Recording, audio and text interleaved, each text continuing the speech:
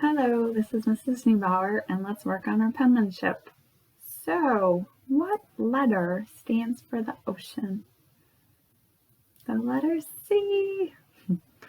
Okay, so welcome to lesson number 2. Our goal is to warm up and build more writing muscles. So hopefully you're still doing your lessons on 1 and getting that fine motor control. That would be awesome. Hopefully you're still doing those. And then creating those cards or whatever with your pins. You could also do that with your beads too, definitely with your beads. Okay, so before we start on our paper, hopefully you've printed it off, I want you to think about your posture. So some people are just kind of hunched over and they really want to see what they're going to write. And that's not something you want to establish when we're starting a new handwriting. So what I say is stop and give me L. So L is going to be your head, top of your letter, head's nice and straight. Your ears are in line with your shoulders, so that makes your back straight. You're not hunched over, curled shoulders, you're nice curled back, okay? So the L would be your back, nice and straight, and then this horizontal part of your letter is your arms.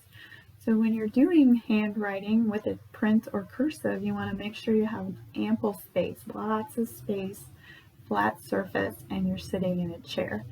As you get better at printing in cursive, then you might be able to sit, on a couch or maybe in a comfy spot if you like sitting on the floor. Some people like to sit on the floor and then use their chair as the desk part, kind of right like that. But as we're learning our cursive, I want you to focus on keeping a nice L posture.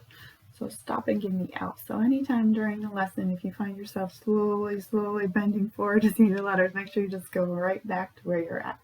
You don't want to establish really bad muscle, in your shoulders and crouched over, and you're going to get strain in your neck and everything else. So, okay.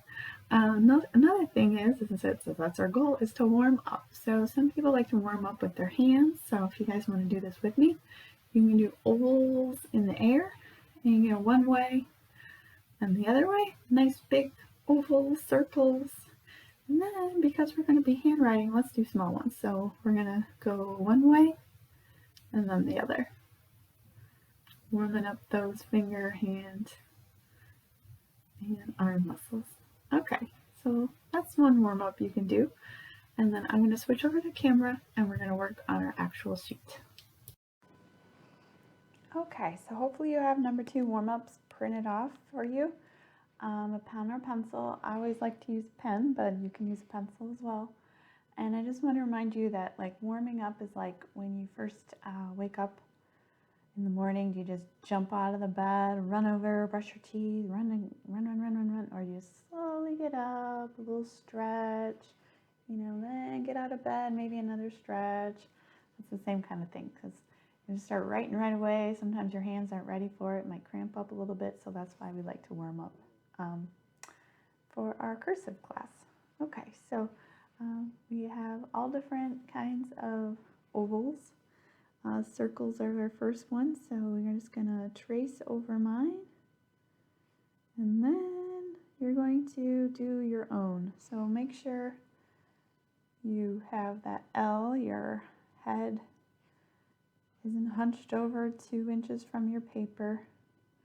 Okay, the first 3 are just circles, and then we're going to just do some running oval, as we say, up and down, up and down. Now you're trying to stay within that bottom line and the middle dashed line or center, because when we do our cursive, most of the lowercase letters obviously stay in this area. So we have to get used to writing in this area, so it's a good way to warm up. Hopefully you can feel your fingers warming up.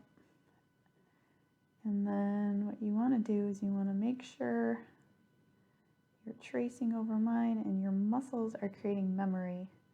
Okay, when you get to the end, then you're going to have to start doing your own. That same pattern, you want to have a little space in between. You can have the same amount of space. Remember to touch that bottom line, touch the center line. nice even space, and then you're going to continue on all the way to the end. Now, when you hold your pen, make sure you're holding it so it's kind of like a tripod. You don't want to clench it because that's causing your muscles. They're going to get really sore fast. It's like holding on to something really, really, really tight all the time, using like all the muscles in your hand.